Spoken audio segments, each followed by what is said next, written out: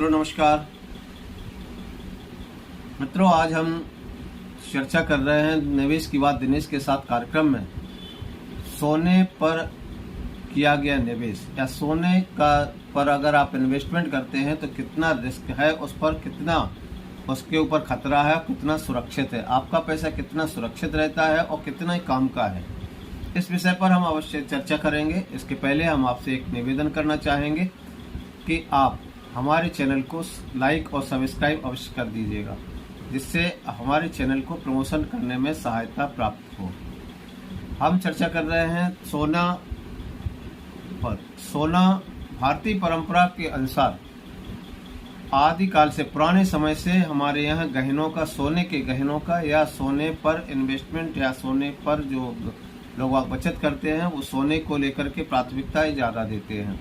सोने पर प्राथमिकताएं देना हमारी पारंपरिक बचत का एक स्रोत है।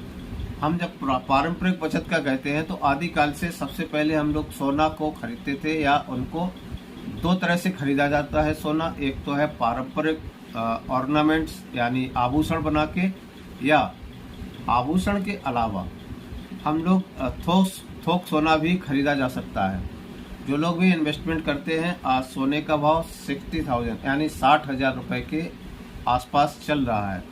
सोना अगर आप देखेंगे तो पिछले 40 साल का अगर रिकॉर्ड देखते हैं तो 1980 के आसपास से सोना, जहां 1,1200 रुपये भारतीय मुद्रा के अनुसार 1200 रुपये प्रति तोला यानी 10 ग्राम हुआ करता था, वहीं आज इसकी कीमत 60,000 रुपये 40 साल में हो गई है।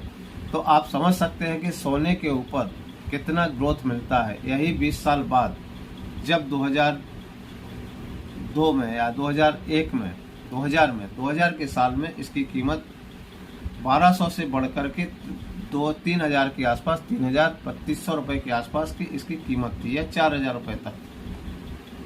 2007 आते आते इसकी कीमत 8,000 रुपये हो गई, और 2015 आते हुए इसकी कीमत लगभग 23,000 रुपये एवरेज हो गई है।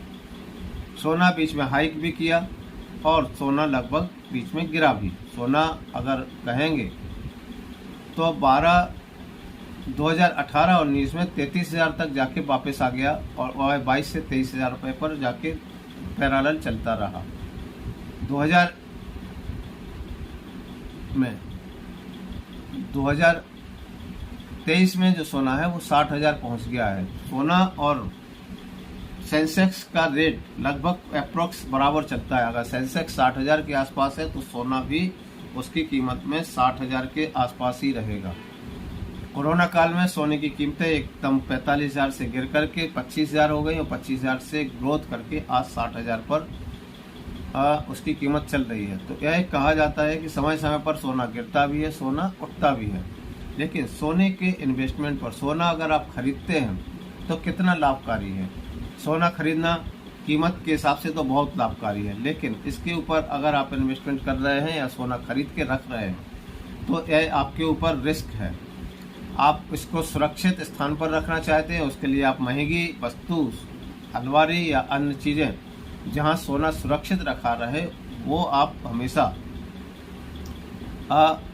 एक और एक्स्ट्रा, आप उतने ही कीमत का एक एक्स्ट्रा सुरक्षित साधन भी खरीदेंगे।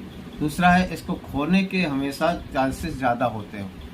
इसमें 90% सोने को चोरी होना या खोना, अगर आप पहनते हैं ऑर्नामेंट्स बनवाए हुए श्रृंगार के साधन, सोने को अगर आभूषण में आप बदलते हैं तो इसमें कभी भी इसको खोने के चांसेस, हमेशा डर लगा रहता है कि कहीं सोना गिर ना जाए या खो ना जाए या चोरी ना चला जाए। घर पर भी रखते हैं तो उसको चोरी का भय अवश्य होता है, यानी रिस्की है। कई बार तो हत्याएं भी सोने के ऊपर हो जाती हैं। तो आप कहना चाहेंगे कि सोने में खरीदना उतना ही खरीदें जितना आपको आवश्यक है, उतना ही खरीदें सोना जितनी घर की ज़रूरत है। वैसे कानून के हिसाब से प्रति व्यक्ति महिला 400 ग्राम तक के सोने को खरीद सकती है। अगर पारिवारिक संयुक्त परिवार है तो एक परिवार में ज़्यादा से ज़्यादा 1 किलो 200 ग्राम तक ही सोना आप बचा सकते हैं या अपने घर में रख सकते हैं। इससे ऊपर का सोना रखना कानूनी अपराध है, या उसके ऊपर अतिरिक्त टैक्स आपको देना पड़ेगा। इसलिए आवश्यक है कि सोने में बहुत कम इन्वेस्टमेंट करें, क्योंकि सोना आपको रिस्की बहुत है, हमेशा खोने के डर होते हैं, चोरी के डर होते हैं, इसलिए सोना आपके लिए खतरा, हमेशा जान को भी और संपत्ति को भी खतरा पैदा करता है।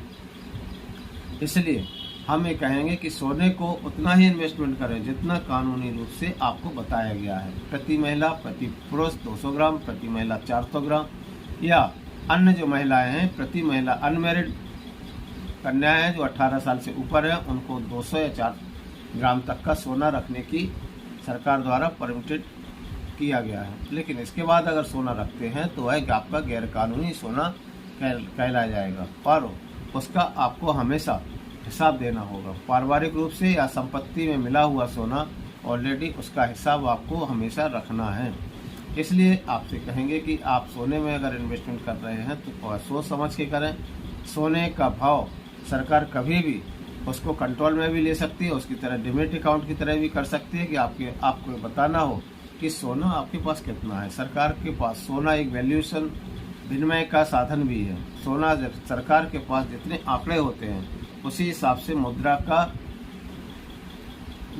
प्रिंटिंग किया जा सकता है। अतः सोने को हमेशा एक रिस्क के तौर पर इन्वेस्टमेंट करें, कभी भी सोने को अपनी आवश्यकता के अनुसार ज़्यादा नहीं।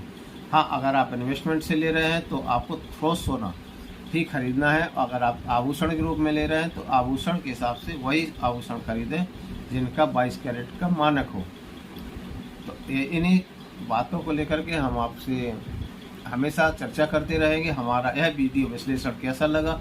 अगर आपको हमारा वीडियो विश्लेषण अच्छा लगे तो आप लाइक और सब्सक्राइब अवश्य करें। यूट्यूब पर जब हम किसी को लिंक भेजते हैं तो उस लिंक पर आप खोलिएगा। उस लिंक को ओपन करने के बाद आगे एक थम्स अप दिखाई देगा और आगे लिखा होगा सब्सक्राइब। तो सब्सक्राइब करेंगे तो उस पर सब्सक्राइब करने के बाद आपका हमारा चैनल आपका सदस्य, आप हमारे चैनल के सदस्य बन गए हैं। इसलिए आवश्यक है कि आप हमारे चैनल को लाइक और सब्सक्राइब करें। पास ही एक आपको बेल दिखाई दे रही हो, उस बेल पर क्लिक करके आप हमेशा हमारे मैसेज प्राप्त कर सकते हैं। नमस्कार, जय हिंद, जय हिंद।